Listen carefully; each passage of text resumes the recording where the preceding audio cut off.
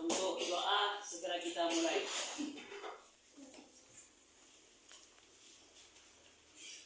Oke, doa selesai. Oke ya. Oke, siapa aja yang nggak hadir hari ini? Ada yang tahu siapa yang nggak hadir?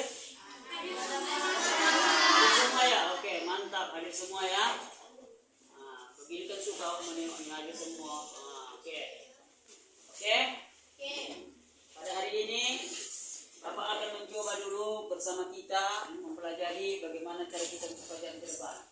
Semalam kita sudah menceritakan tentang masalah profesi, cita-cita, lawati cita-cita kan. Cita-cita itu adalah suatu keinginan, ya, suatu keinginan yang akan kita lakukan di masa depan. Coba dulu kau dulu Nazril, apa kira-kira cita-citamu?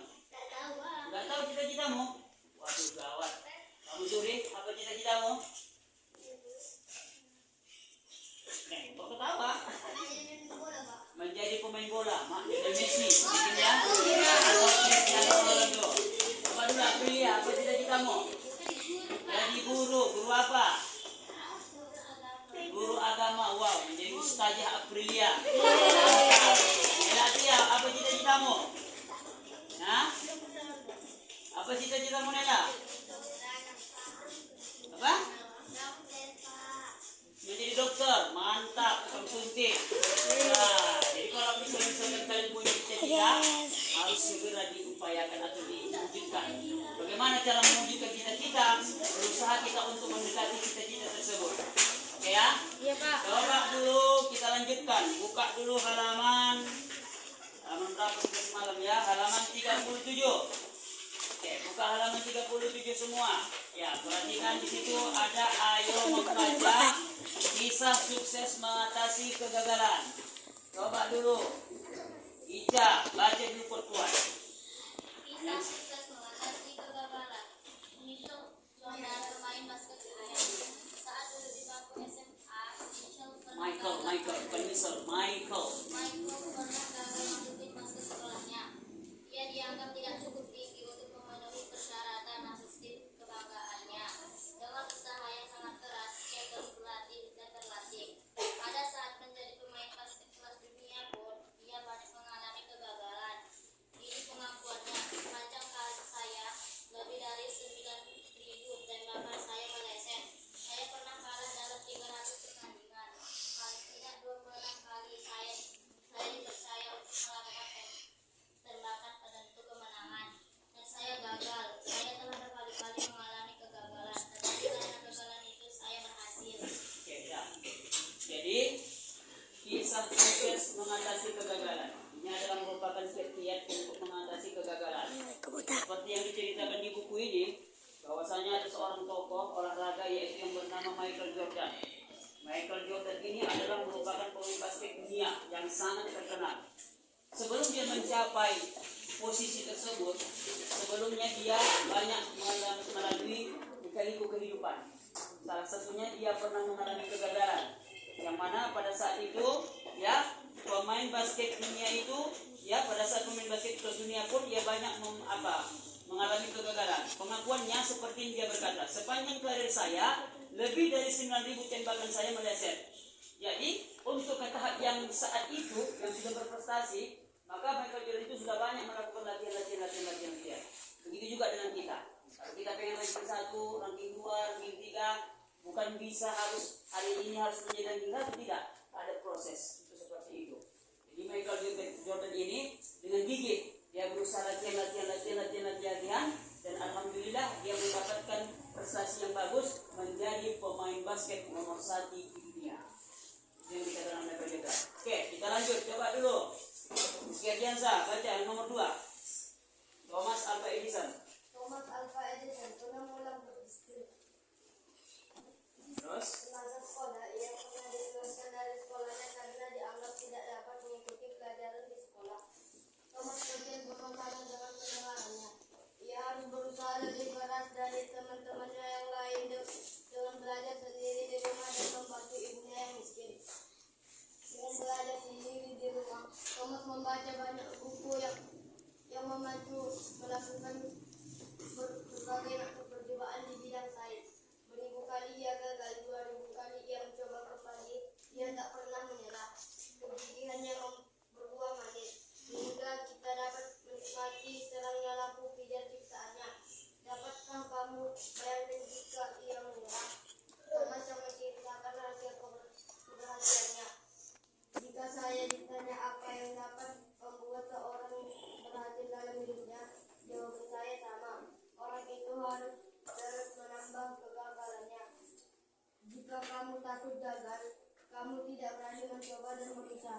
Ya, bagus. Ini dia salah satu ciri-ciri orang yang tidak akan pernah menyerah. Orang Indonesia itu jangan menyerah, gitu kan?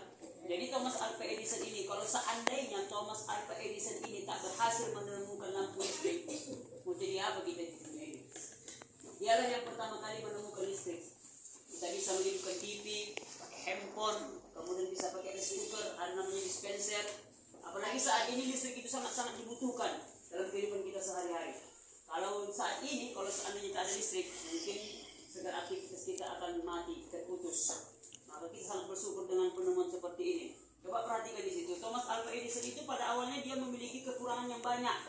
Yang pertama, dia dianggap tidak dapat mengikuti pelajaran. Kenapa? Karena bermasalah dengan pendengarannya. Kalau bahasa Tanjung Balai itu namanya poka. Rasul-rasulnya kalau orang poka bisa menjadi tokoh penemu. Karena itu tidak mungkin. Tapi kalau sudah Tuhan berkehendak pun fayakun, maka semua akan terjadi. Sama itu seperti kalau kalian ingat ketika terjadi tsunami tahun 2004. Ada seorang anak-anak menggunakan baju Cristiano Ronaldo nomor 7. Bayangkanlah dari Sri Lanka sampai ke Indonesia, ke Inggris. Dia ke sana. Bayangkan itu. Coba kita bayangkan. Kalau dipikir-pikir secara logika nggak akan mungkin. Tapi kalau sudah Tuhan berkehendak, apapun bisa terjadi. Ya, jadi intinya seperti itu. Dalam suatu keberhasilan itu tidak akan mungkin tidak ada kegagalan. Pasti ada kegagalan. Seperti kita membuat satu proyek, contohnya misalkan kita hendak memasak kue Malako. Apakah sekali tes langsung jadi kue Malako? Belum tentu. Pertama mungkin tak enak, lama-lama tak enak, lama-lama tak enak, lama-lama agak enak, lama-lama agak enak, lama-lama enak, lama-lama paling enak. Jadi intinya seperti itu. Jadi keberhasilan itu tidak akan mungkin bisa terjadi kalau tidak ada kegagalan-kegagalan sebelumnya. Tapi ingat, dengan kegagalan tersebut jangan jadikan itu sebagai alasan kita untuk menyerah. Karena seperti kata Thomas Alva Edison, dia mengatakan seperti ini: jika kamu takut gagal, kamu tidak berani mencoba dan berusaha. Jadi kalau Bapak juga punya moto, terus berusaha dan tetap mencoba. Itu harus kita lakukan. Apapun yang kita lakukan dalam hidup ini, jangan pernah menyerah dalam hal apapun. Kalau sempat kita menyerah, ya udahlah. Berarti kita kalau bahasa Inggrisnya lost, artinya kalah. Jadi kita harus menjadi pemenang, the winner. Intinya seperti itu kan? The winner is bla bla bla bla. Kita harus menjadi orang nomor satu. Tapi dengan catatan, ya kalau untuk menjadi orang nomor satu, untuk menjadi yang terbaik, kita harus melalui proses yang panjang. Maka pada hari ini kamu masih SD, jembatannya masih banyak lagi. Ada SMP, ada SMA, ada kuliah. Tadi misalkan tadi si Aprilia, dia punya cita-cita untuk menjadi seorang guru agama, untuk menjadi seorang ustazah. Apakah bisa menjadi guru ustazah langsung menjadi ustazah? Tidak seperti itu. Dia harus sekolah, harus belajar ilmu agama, harus belajar ilmu nahu, mantik, akhlak dan segala macam. Kemudian ada lagi macam tadi, si Naila, dia pengen jadi dokter. Apakah bisa langsung menjadi dokter? Tidak mungkin. Dia harus melalui proses. Sekolah dulu di SD, SMP, SMA, kemudian ambil perguruan tinggi untuk jurusan kedokteran. Dokter itu pun banyak, bukan satu. Ada namanya dokter manusia, ada namanya dokter hewan, ada juga namanya dokter tumbuh-tumbuhan.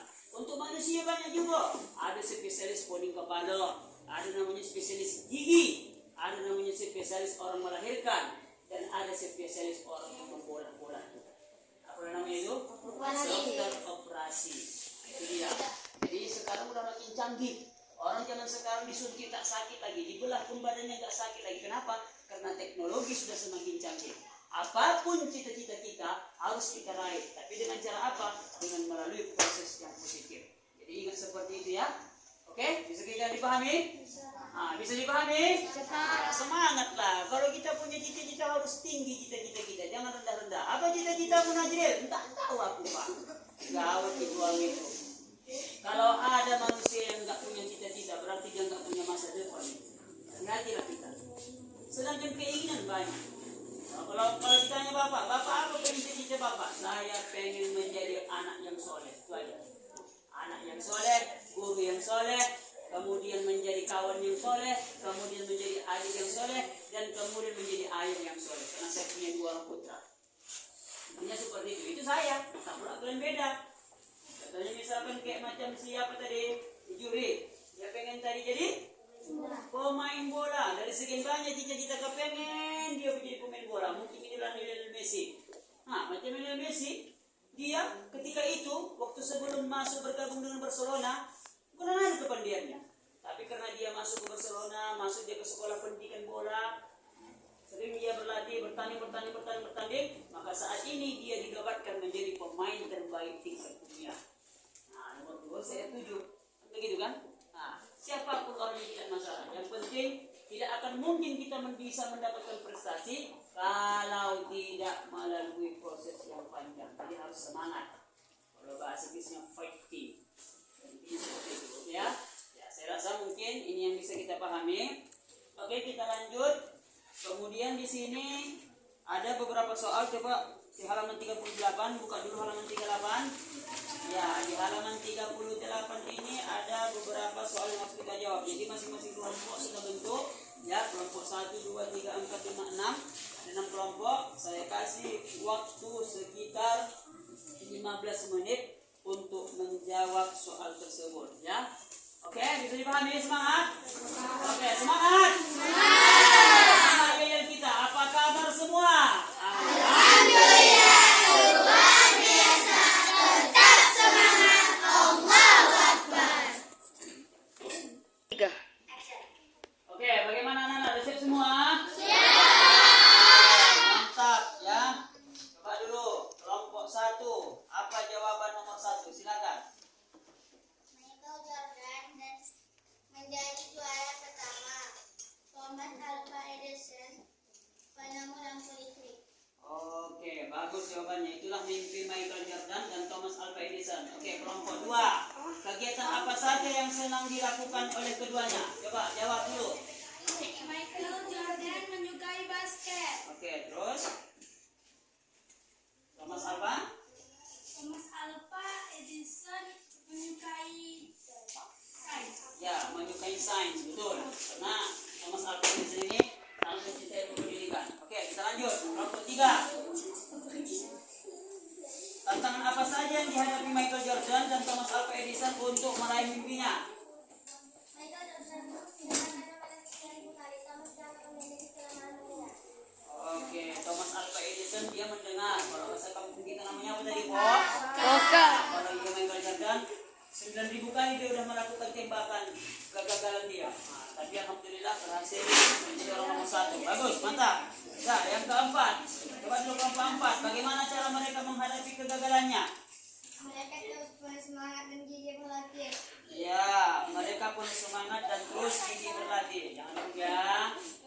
Nah, kemudian kelompok 5. Tantangan apa saja yang kamu hadapi untuk meraih impianmu? Malas, tidak yakin dengan kemampuan sendiri. Oke, malas dan tidak yakin dengan kemampuan sendiri. Betul, karena malas ini adalah penyakit yang paling gawat ini.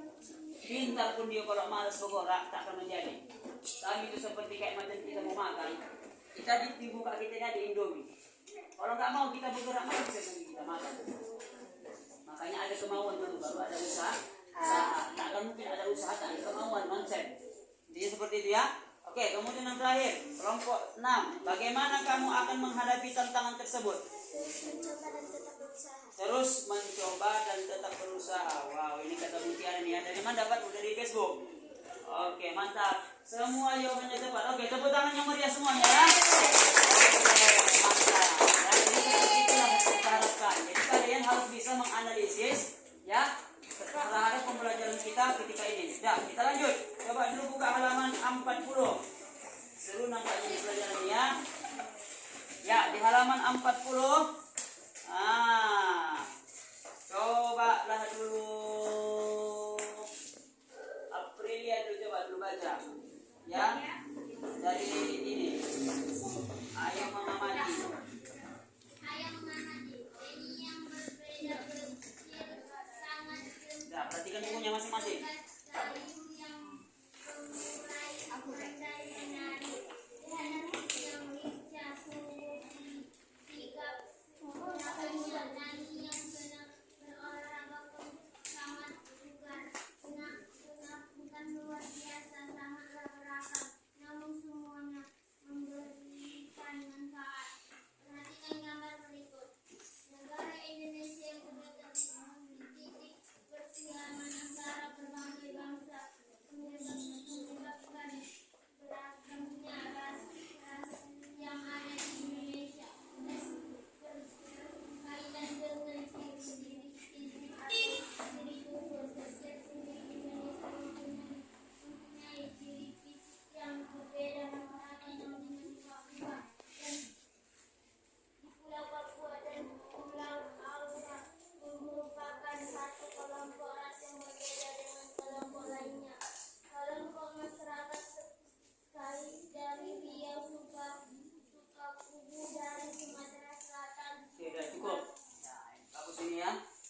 perhatikan di situ ada gambar. Langsung saja Bapak jelaskan bahwasanya gambar ini menceritakan tentang suku budaya yang ada di Indonesia. Kalau kita lihat dari gambar ini bentuk pakaian, ya. Ini bentuk pakaian. Pakaian di Indonesia itu berbeda-beda. Ada suku Melayu, Batak, Toraja dan segala macam. Apalagi macam di daerah kita kan di kampung kita nih, kalau kita tengok orang nikah atau majelis perkawinan, yang banyakan bajunya, ya kan?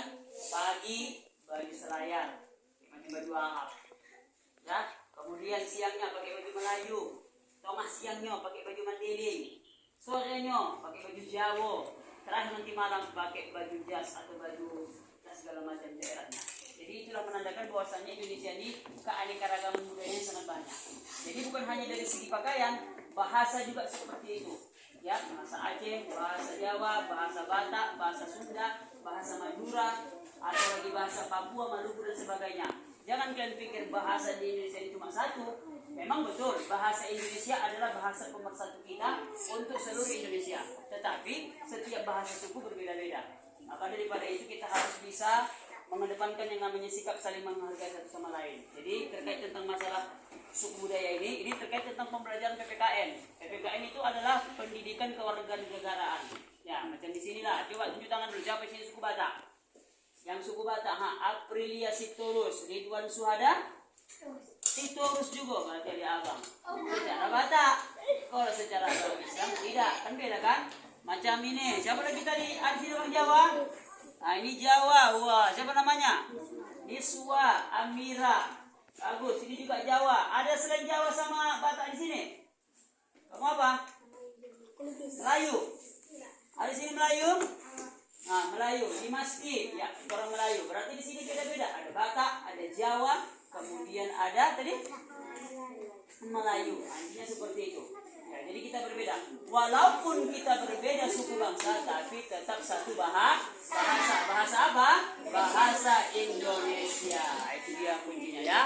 Oke. Jadi menurut Bapak coba perhatikan di halaman 41 ya. Halaman 41 itu di situ ada soal. Jadi Bapak rasa ini juga menjadi PR bagi kalian semua. Perhatikan dan dengarkan ini PR ya. Dari hasil PR ini nanti kita diskusikan nanti di pertemuan selanjutnya. Bapak harapkan ini dikerjakan dengan sebaik mungkin. Nanti taruh nanti ada saya kasih nanti lembar kerja nanti untuk diisi. Seperti biasa yang kita lakukan. Jadi Bapak berharap pertemuan kita ini mendapatkan manfaat dan rahmat dari Allah Subhanahu wa taala. Amin ya rabbal alamin. Oke, terakhir pesan Bapak sama kamu sebelum nanti kita pulang, jangan lupa ya perlengkapan alat-alat segala macamnya tetap diperhatikan, jangan sampai ketinggalan. Kemudian sampai ke rumah langsung buka baju dan segala macam. Jangan lagi keluyuran. Oke, bisa dipahami? Bisa, Pak. Oke, mantap ya. Udah, silakan tutup bukunya. Oke, dah. Jadi sebelum kita memulai pembelajaran pada hari ini, coba dulu.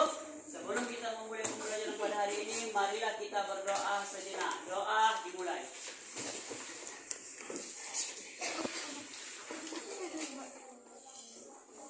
Oke, doa selesai. Oke, terakhir ya. Jangan lupa yang pijet tetap pijet, angkat bangkunya, pulang dengan senyuman salam. Oke, mulai satu jaya.